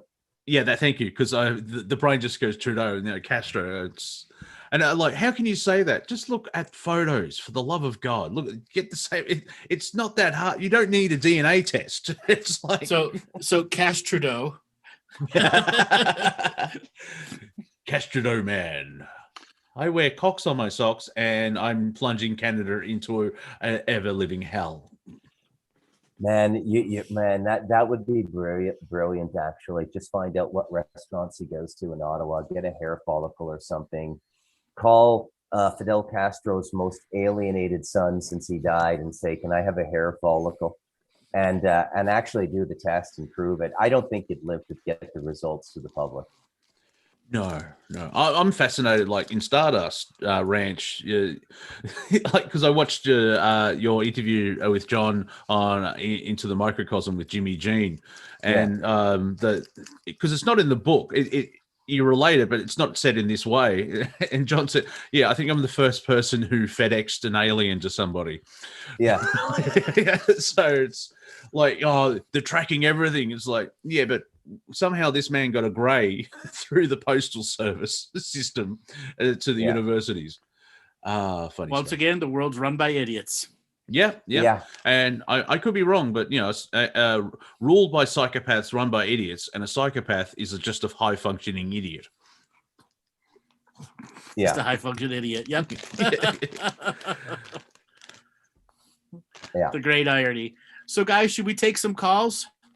Yeah, absolutely. All right. So, if you are listening on Facebook, YouTube, Twitter, Twitch, and want to be able to call in and talk to us, you must be in the Zoom room. Robert's going to put up some information of how you can come into the Zoomy room. All that information is there. So we want you to go ahead and raise your hand, mofos. Can I just respond to Santo talking about Bill Gates' divorce? The one good thing about Bill Gates' divorce is Chris Klein can start acting again. don't Because know. you know how much. Yeah, because Melinda looks like Chris Klein. Is it Chris Klein? It's I don't Klein know. anyway. Kevin yeah, Kline? Kevin Klein. Thank you. Yeah, C-K-C. Yeah, Kevin Klein. Nothing against Kevin Klein. I like him as an actor. He's brilliant in A Fish Called Wanda. Yeah. Yeah. And Dave as Chill. well, Dave, where he plays the president and the man taking over the presidency. Have you seen Dave? Yeah. Yeah. We want you to hold on real quick. We want you to click that participants button. Click raise your hand if you want to call in and talk to us and say something funny. And all you people in the chat room here are lazy ass motherfuckers, chicken shits who aren't raising your hand. Andrew is using the Disney business model by insulting the customer. Yes. Buy my shit, you fucks. It's still no one's raised their hand. Oh boy. I'm going to have to go all medieval on your ass. Yeah. Also, people are having a go at people in the chat room for not putting their hands up. No one has. Oh, we've got one hand. So that person is a hero or heroine. Everyone else is like, oh, look, you're all chicken. Then put your hand up, you prick. Exactly. Put your hand up, you prick. Chicken shit. Bark, bark, bark, bark, bark, bark, bark. I like that, the Disney business plan. We'll insult our customers and then wonder why no one's buying. All right. The microphone will be opened if you put your hand up. Exactly. All right, Robert. Our one brave person named Galactic Fire. Can you unmute them? The Galactic is spelt incorrectly, but I'm not sure if that was intentional or not. It's Galactic. Galactic. Galactic, are you there? Yes, I am. Hi, where are you calling from? I'm in Phoenix. You're in Phoenix. Welcome to the show. Are you laughing tonight? Actually, a little bit, yeah. Just a little bit. Oh, yeah, actually, yeah. I mean, it's a comedy show and it's the purpose, but yeah. Well, I was really in a hurry to leave my house, and I set my phone down and I was getting everything ready, and all of a sudden I hear Monty's voice, and I'm like, wait a minute, that's weird. So apparently, because I wanted to catch the show today, so apparently I did. Awesome, and I felt really intimidated, so I raised my hand. Wonderful. May the power of intimidation work. I'm just kidding. I'm being sarcastic. Yeah, you guys are awesome. I love you guys. You guys are great. Gracias. It's a breath of fresh air. Wonderful. It's lonely here in Phoenix. Believe it or not. Are you on a speakerphone? Yes, I am, but I've changed that now. Yeah, you sound like you're inside a tin can 20 miles away. Oh, okay. Is that better? A little bit, yes. Okay, because now I am not on a speakerphone. I was, though. Are you now have a window open driving in your car? No, actually my air is on. I'll turn it down here. You know, yeah, Phoenix. we get air. Yes, we get. There we go. That better? Much better. Yes. Oh, good. I'm glad. Sorry about that. It's okay. So, what's life like in Phoenix for you? It's really kind of lonely here, actually. There's not too many it's easy to talk to, really. Everybody's kind of like difficult to. You're breaking up there, and all we heard is it's because you were breaking up. The bit we heard is not easy to talk to. I'm like, yeah, we get that. And then we hear your motor running too. Right? Yeah, my truck's kind of loud. Sorry. I mean, I was like, there was nobody else there, so I decided to raise my hand. Well, yeah, I'm Awesome. I'm doing the audiobook for Stardust, and so yeah, Phoenix is mentioned once or twice. So you should drive through Rainbow Valley and see how weird that feels. Right, absolutely. That's a nice weekend trip. Yeah.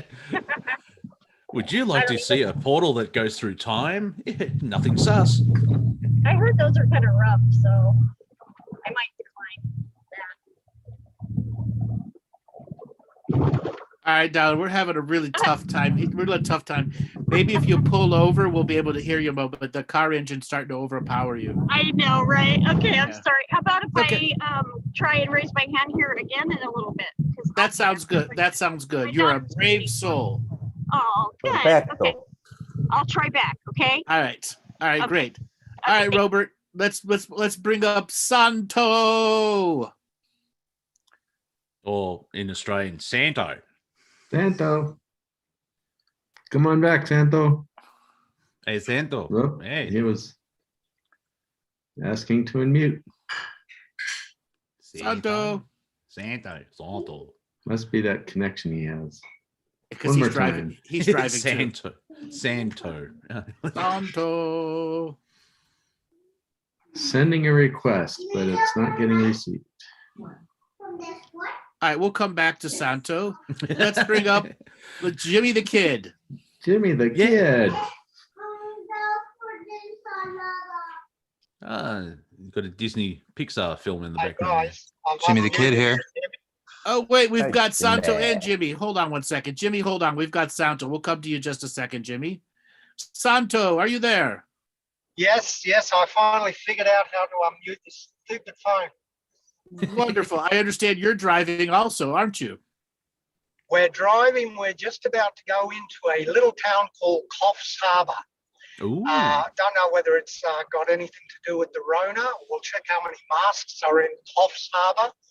But it's a beautiful day in New South Wales. Like I said, we just drove past good old Russell Crowe's property, and there was a huge bushfires through here, as you probably knew, last year sometime. And there's been a huge amount of rain, so everything in true style of the paradox of life, it's floods recently, and it's very green and beautiful. Nice. Wonderful. Which happens in Australia because the environment's used to having fire go through to rejuvenate. Yeah, it's quite strange, the extremities that have been going on recently. But today just happens to be one of those perfect autumn days. It's fantastic for driving. And speaking of driving, Andrew, I Yes? hear you're going to get a van. Are you going to do a big No, drive or something? A camper trailer. So I purchased a 18-foot camper trailer. So I'll tow behind them. Yeah, I already did. So I'm waiting for it to come from the factory. And what's the plan? Go out 10 The days. no-plan plan. No, go out 10 days, come back for a week, go out 10 days, come back for 2 weeks, go out 10 days, come back for a week, go out 10 days, come back for 2 weeks. Because 10 days I can go anywhere in the United States twice. They call that a travel sonnet. Yes. Just like the guy from Taken, the Right. TV show, not the movie. Still have to do that parody of the TV show. Can you imagine Liam Neeson being in the TV show Taken, talking to a grey alien? I don't know who you are, but I have a special set of skills. Yeah. So with the book coming out, I'm looking to be changing the bigger side of the business model, and having an opportunity to do some other things other than the 9 years that I've been doing, 25 sessions a week. It gets to be a grind after a while, even though I love doing them, but I want to be able to experience something different. I want to know what my next level is also. Well, you know what the funny thing is I used to live in the States for a while, and I find it very amusing the way Americans travel in their RVs, and these big RVs and these big campsites, which is quite a contrast to the way Aussies travel. We call them grey nomads, and they just pull these huge houses on wheels. And every now and then you see one of these American, what do they call it? The Winnebagos. Yeah. That's it, the Winnebagos. Every now and then you see one of these big Winnebagos, but lately it's unbelievable the amount of people that have just packed up or sold their houses and bought these huge caravans, and they're all over the highway. We're trying to overtake them all the time now. Yeah, most of them are Victorians because of the government here. Yeah, that's it. After last year with the Nazi-like aspect of lockdowns and only travel 5 kilometers, like, we're fucking leaving. And so Queensland's been inundated with all these people moving. Yeah. So when are you coming, Monty? I have no money. That's all right. Hey, we just built a studio at our place. So, and it's on a cliff. You could be inspired. You can come up and sit in the studio. Yeah. Inspired to stay alive so don't go near the edge. Yeah, that works. Yeah. But are you close to Sydney? Because it's one of my conditions. I have to be near near venues that have bands. So I like seeing live bands. Yeah. Hey, listen, I'm a bass player. Opera? My son is a professional drummer.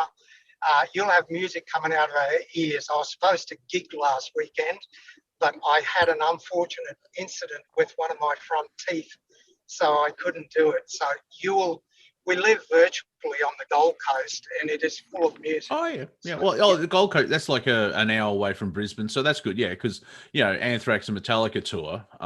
Watching you guys play the covers isn't that fun. Just pointing, it's no. No, but you can bring your guitar and make a lot of noise. No one will mind. Good. You're trying to say something, Bruce. Bruce? Call him Bruce. Yeah, Bruce I was going to say that secluded cabin or that secluded guest house on a cliff might. Am I muted? What's going on here? No, something's going on with your internet's going from red to yellow really fast. Is someone hacking your internet? Somebody figured out how to hack the passcode? Okay, I'll be quiet. You might just turn your video off. No. Just turn your video Impossible. off. That'll be turned. That should clear it up. Could be the bandwidth. Try now. Yeah, that would be a lovely. Yeah, that would be a lovely place to spend some time. But you definitely need to talk to that NGO about internet in Costa Rica. Yeah, don't worry about me. Just go on with the show. Yes, you need to talk to that NGO about internet in Costa Rica. There's an albatross between Actually, Bruce and the they kind of satellite. brought that up, and they brought it up. Yeah. That's irony. Anyways, Right, go they on brought it up. without My mission has been served. Yes. Bit of a lag. It's all right. You just got to de-haunt your router for a second. This is a scene from Irony Man. Yes. Mum's because your internet got you bad. All right, Santo. Thanks for calling in. Hey, no worries, guys. Have a great day. All right, let's bring on Jimmy the Kid. The Jimmy the gunslinger. Kid. Jimmy the Unmute. Are Did you it work? there? Yes. It- How you doing? I'm good. Are you there? Great. Where are you calling from?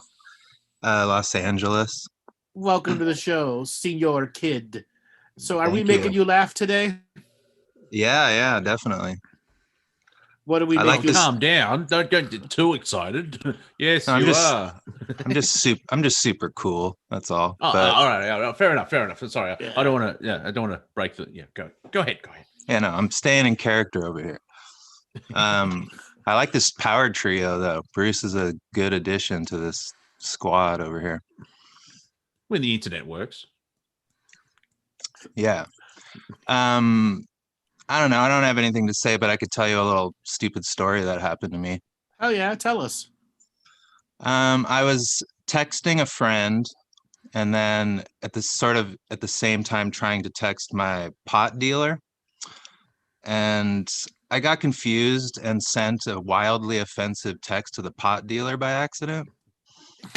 And the context was my friend was on some sort of diet I'd never heard of called the Whole30, I believe.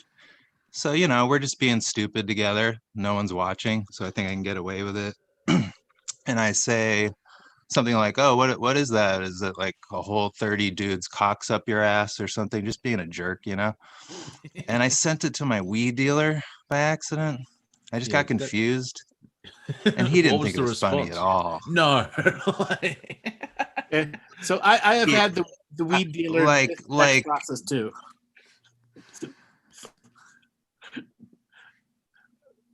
Go ahead. Did we lose him? No, it's the internet's slowing down because we're too high frequency or some shit. I don't know. Yeah, they can't handle the funny. Yeah. Let's hear it though, Andrew.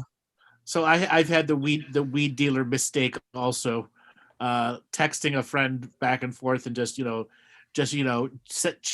trading insults and stuff.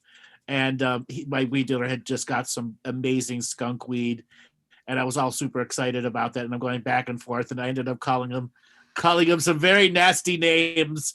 And I'm like, "Oh shit, mistext." He's like, "Yeah, sure, you're not getting any of this skunk." He was a better sport about it than mine. Mine did not find it funny in any way, shape, or form, but it was a good lesson. Well, at least you're in LA. Their weed dealers are a dime a dozen. Yeah. Do you guys a dime bag a dozen? Do you feel free to roast me for my location if you feel so inclined? Nah, it's too easy. No, you've just done that. Where are you, LA? All right. Yeah. All right, exactly. You're roasted. That joke writes itself, kind of. Mm-hmm. Yeah, hell a. Do you agree with Bill Hicks? He's waiting for that big earthquake, and California falls in the sea, and all that's left is the serenity of Arizona Bay. I have that comedy CD. I don't appreciate that because I'm a LA native, and like, what if he's right? Then I'm screwed, But don't those go back? Isn't that some like Edgar Casey prediction or something? Yes, and some crazy Christian prophet. Yeah, yeah. But if you actually do research in just the San Andreas fault, it's not really hard to predict. Like if you know what happens on the earth, like, well, you can't really say, a Tuesday, but at some point that could happen where the fault goes, I'm going to stretch, and then half of the western coast just slides into the sea. Yeah, we're an easy target, Bill Hicks. Lay off, Like, well, it was, he died in 93. I think, it's fine. I get that he's not Alex Jones, but if you squint and you like drink some booze, they look a little bit. There's definitely a family resemblance. Like he's like a tubby Bill Hicks a little bit, Oh yeah, I can prove that Bill Hicks or Alex Jones is Bill Hicks because Alex is not as funny as Bill. What? Well, there's he. You're right. He has his moment. He has his moments though. It's almost by accident, like just how loud he is or something. And Alex was born in 74 as well. He's part of the class of 74. I just find it fascinating. I don't buy that. I don't buy that. How that means he's like my age. Like I don't look anything like him. I know he's lived a hard life. Like if you had me next to Alex, it's like, wow, you had a different path. But Andrew's 74. Is what's her name? Miss Eisenhower. I can't remember her first name at the moment. I think she's 74. Leonardo. Yeah, Leonardo DiCaprio is November 74. So it's fascinating. That was a big year for awesome people. So I guess the lesson is if you talk like Cookie Monster for decades, it ages you rapidly or something.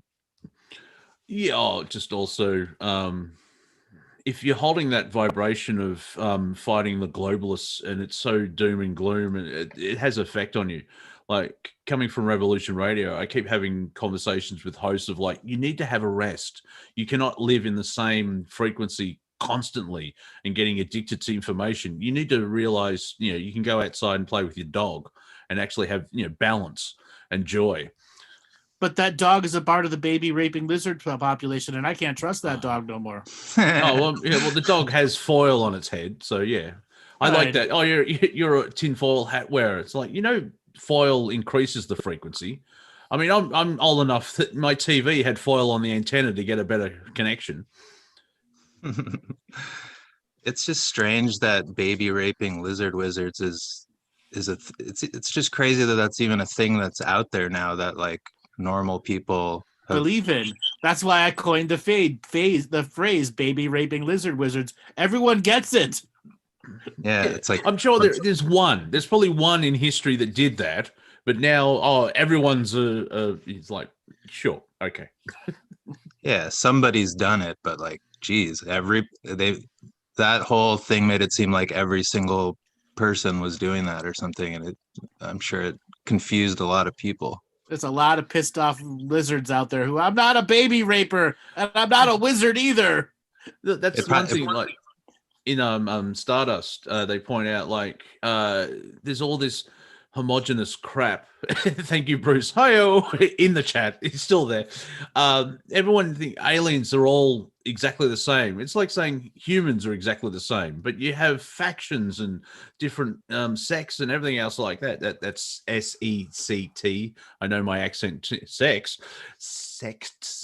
There's a T in there.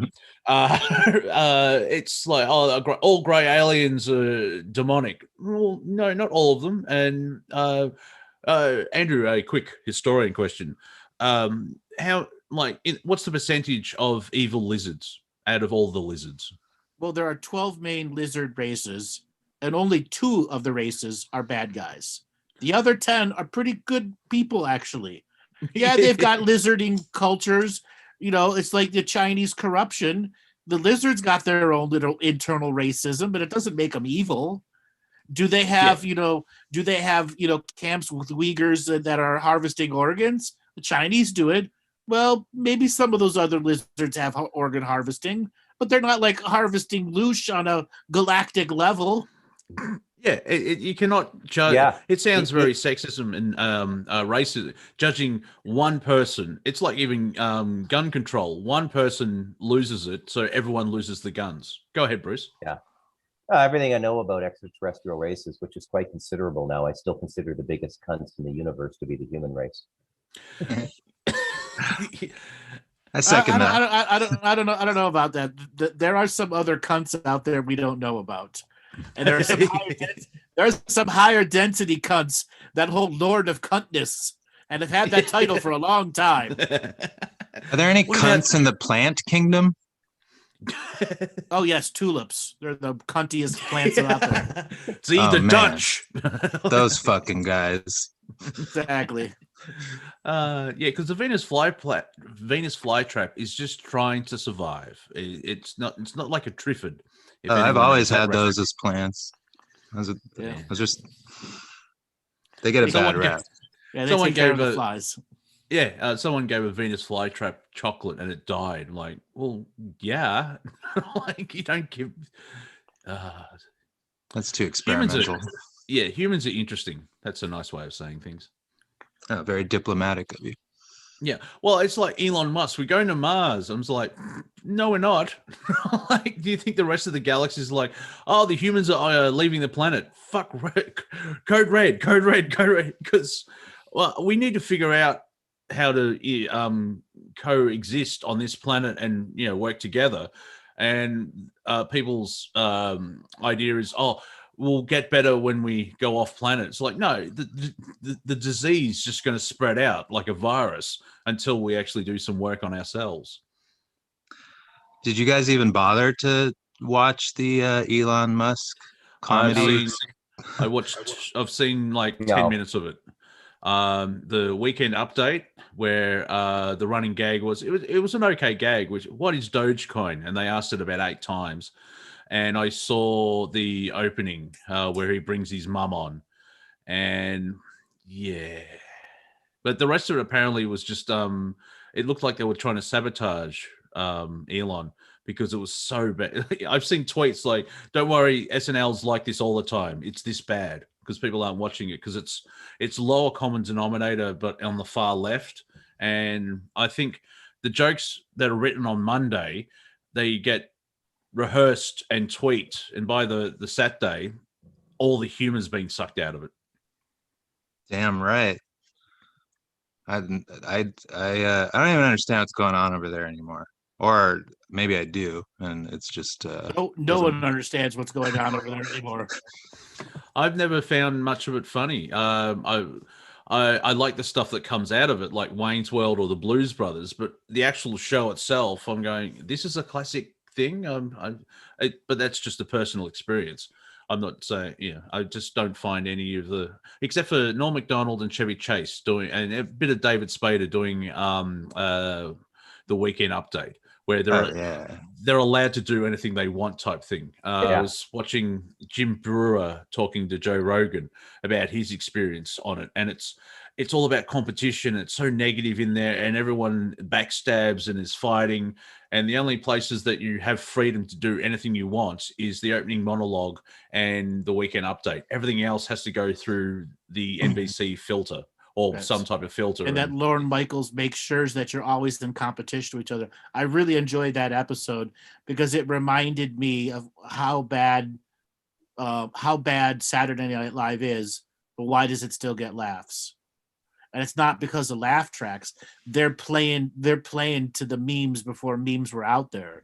They knew they could grab a laugh if the president of the United States made a mistake. It didn't matter who it was. Like when Bill Clinton was in office, Saturday Night Live was freaking hilarious with the blue dress jokes. Oh yeah. Okay. Or when W2 took over, when George W took over, oh my God, they were ruthless to him. But it was way more funny than their Trump jokes. Yeah. Okay. I mean, few people killed as hard as Dana Carvey on that show. Oh, he murdered it, right? Another Canadian. Yep. I believe. Is he? Yes. No, I don't think so. No, he's a Canadian. Yes, he is Canadian. Really? Yep. Dana? Yep. Yeah. Never heard that. It's got to be ever. West Coast then, Vancouver. Huh. Yeah, maybe Vancouver. That's what the United States does. Oh, it's successful. You're not Canadian anymore. There's another one. Seth Rogen? Is that what you said? Yeah, I don't find him funny. Yep. I can see why. I can see how. Don't even get me started on that guy. Jesus, what a hack! Yeah, I can't do it. Is it Sausage Fest? What was the animation thing where all the food had sex? And I'm like, is that the joke? Like, when I see unfunny comedies, it's like, is the joke that this was made? I'm not getting it here. So, I'm sorry. No, Dana Carvey was born in Missoula, Montana. Oh, I'm thinking of someone else. Yeah. He's got strong Yankee vibes to me. But yeah, fair enough. Well, isn't that special? Oh yeah, Ryan Reynolds. I liked him in Two Guys, a Girl, and a Pizza Place, and then they dropped it to Two Guys and a Girl. Try and Google that TV show on the internet. What? Two Guys and a Girl. Wow. And he's brilliant as he's brilliant as Deadpool. Political. What do you guys think is the best political impersonation in the history of Saturday Night Live? Oh wow! I'm gonna go. I'll go first. I think it's Norm Macdonald's Bob Dole. Yep, that's what popped into my head. Don't do that. Remember Norm Macdonald was Bob Dole? Oh, that was great. But the guy that played Bill Clinton was just as good. Was it that Brewer? Jim Brewer? God, what is his name? He's like a true impressionist. Not Daryl Hammond. Daryl Hammond, yes. Yeah. Daryl Hammond. That's on par. That's on par with the Bob Dole one. And is it Rich Little? Because I don't want to. No, I'm thinking Little. Yeah, Richard. Rich Little was fantastic at his impressions as well. To answer Bruce's question, Richard Nixon was probably the best impression of a politician. But Dana Carvey's like abstract impressions are pretty fantastic, where it's just about finding this one little hook that isn't accurate. That's pretty great. Yeah, Carvey did Bill Clinton, I think. Or did he also do George Bush Sr.? Oh yeah. Yeah. Yes, Dana Carvey did George Bush Sr., correct, yes. That was his bread and butter for a while, I'm not sure. Yeah, and that was brilliant as well.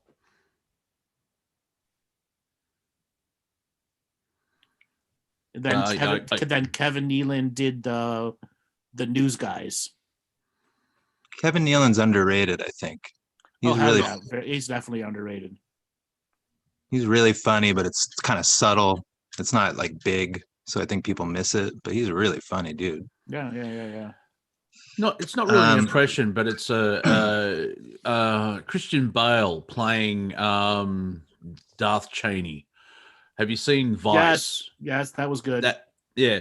I was they got very close to what we know. Like it's very mainstream point of view, but yeah, he's a cunt. But yeah, Christian, it's scary. And what's his name? He's in the 40. Steve Carell plays Rumsfeld. Yep. That's also scary. Yeah. Vice. And the guy who played Sam Rockwell plays Junior. Yeah. He's fantastic. It's worth it. It's fascinating to watch, especially where they have the fake credits about 20 minutes into the story. That was a great fake out. I love that. But it's worth seeing once if you haven't seen Vice. There's no Halliburton on Mars, unfortunately, but it gets close. You ever seen a movie from '98 with Sam Rockwell called Safe Men by any chance? No. Dude, that's a very funny movie if you guys are ever out of ideas. I did enjoy him in Hitchhiker's Guide to the Galaxy, where he plays Zaphod Biddlebrox. That was cool. Hey, Andrew, I asked this in the chat, but do you have any Akashic insight into Dan Aykroyd's webbed toes at all? Is that 16% of the population of humans have webbed toes. Is that a genetic throwback from someone fiddling with DNA thousands of years ago? Well, fiddle, sort of, but more like a time where the webbed toes with barefoot people gave much better traction. It wasn't about swimming. That's a big myth. Okay. Webbed toes was really about functioning in moist dirt, and then the webbing would get calluses on it that could become very hard. Again, it gave better traction. Oh, so it's an advantage. Yes, it's an advantage. Yes. It's like being uncircumcised almost, but on your feet. Yes. Good way to put it. Good way to put it. Very visceral. Yes. Yes. I'm a visual person. Thanks for that. You're welcome. Remember to clean between your toes. Missing out. I'm giving you 25 visceral points on a comedy show for that line right there. You've earned it. Oh, thanks, man. I appreciate it. Respect. There's a t-shirt. Damn it, but now I feel like I'm missing out, though. I want web toes. Is there any way to acquire webbing on your feet through practice? Super glue and paper mache. All right. Reincarnation. What about transhumanism? You could try that. What about barefoot walking for 16 hours a day every day or something? That wouldn't do it. I like the idea of super glue and flippers. Yeah, it's very it's practical. It may end badly. That's one of those grandmasters of the obvious tips. Yes, and being grandmaster of the obvious, I've had some very obvious moments where I just hey, it's this, and this, and then people are just cricket, cricket, cricket, and it's an unintentional mic drop moment. When I first started doing interviews, I'd be going on 6, 7, 8, 9 minutes, and I just suddenly stop. I'm like, "Are you there?" I hear cricket, cricket, cricket. Even when I was interviewing with Sean Stone, and he's an amazing interview, but I'd say some stuff that'd be he'd be process, not processing, and then the Windows wheel would show up. Yeah, I've had moments on Planet Collingwood where I would just express a point, and then there's a pregnant pause that you can drive the Millennium Falcon through. Right. Well, maybe that's a good thing. It's like a superpower or something to just hush the room. It's okay on television, but on radio, it's technically dead air. It's dead air. Because someone goes, they're not on. For whatever it's worth, I think you and Bruce have a good comedy duo dynamic going. I like how he kind of doesn't approve. That could work well on stage. I know it could. That's why we have the triumvirate of comedians here. And the fact that you're such a good sport about it, Monty, makes it extra funny. You're not really bothered by it. It's good. You guys should. I approve your suggestion. Yeah, that's because there's 16,000 kilometers between us. Now, if we're in the same room, Well, you never know. That could be funny too. yeah, long distance relationship there. Don't just yeah. They've got a little bromance going. No, it's funny Yeah. stuff. Like the deadpan sidekick versus the, I don't know, whatever you call it. There's something Well, yeah, there. That's all I'm trying usually to say. in a comedic duo, you usually have a straight man, which allows jokes to bounce off, or like in Abbott and Costello, because Abbott's the tall one. Costello would be the idiot, and the other guy's basically the straight man, and that's how like Who's on First, which goes for 9 minutes, and it's just I keep mixing up the tall one, short one, or fat and skinny, if you remember all those jokes. But one is basically going, "Who's on first?" Yes, and it causes drama. What's the best way of explaining it, Bruce? There's that tension between it because it's not conflict, but it is friction. Yeah. It's just the straight man and the comedy man. It's got to be the oldest shtick in comedy. It goes right back to Laurel and Hardy, everything, right? Yeah, well, this is another fine mess you've gotten us into. Yeah, it's the yin yang of laughter, sort of, you know. Yeah. And I really do hope you consider writing Irony Man for real, because I don't know if you've noticed, but the quality of entertainment out there is it's painful. Well, we've got a writer in our midst. Maybe we'll have him pen a really short script story called Irony Man. Well, what we can do is write 5 pages of script, and we can do a radio play on this, and we can try and do it that way. Yeah, I'll get right on that. A lot of people are bored out there right now, you know. Yes, and then Tanya's like Ironing Man. I would watch Ironing Man. That's how bad it's got. Oh, look at those creases. That's fantastic. Yeah, look at him go. You know. So Ironing Man is best friends with Pedantic Man. Yeah, there's your straight man in comedic. This is a whole genre unfolding, you know. Think about it. Irony Man, Pedantic Man, Captain Obvious. Yeah, it's almost a little alternate universe with forming. But I'm pretty much tapped out if you guys want to give someone else a try. But I appreciate you bringing me on. This is fun. Thanks for calling into the show, Jimmy. We're going to call it an end to the show today because I've been talking for nearly 10 straight hours, and I need to have a break from talk. We get the point. Talk some more. All right, Monty, why don't you give away people to get a hold of you? On YouTube, it is Wafer Thin Entertainment, and that's where you can find this replay. Will be up in a week, as well as Robert finds the stuff on Twitter. If you go into that battlefield at Real Monty Dean, Facebook Monty Dean, on Instagram it's Monty.Dean, on PocketNet, on Odyssey as Wafer Thin, and on Anchor FM as Wafer Thin Entertainment.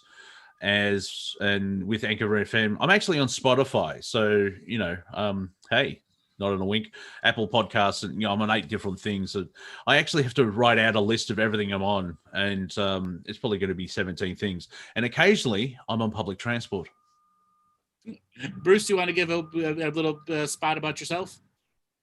Amazon.com, Bruce MacDonald. I've got fiction and nonfiction up there. Got a book coming out with Andrew June 15th. There's a great read for this crowd up there already called Stardust Ranch, The Incredible True Story. If you like Skinwalker Ranch, you're going to love this. You're going to love that. You all know who I am. We can go to my website, andrewbartzis.com, and be on the lookout. In about 1 month, a book will be coming out. All right, Robert, take us away.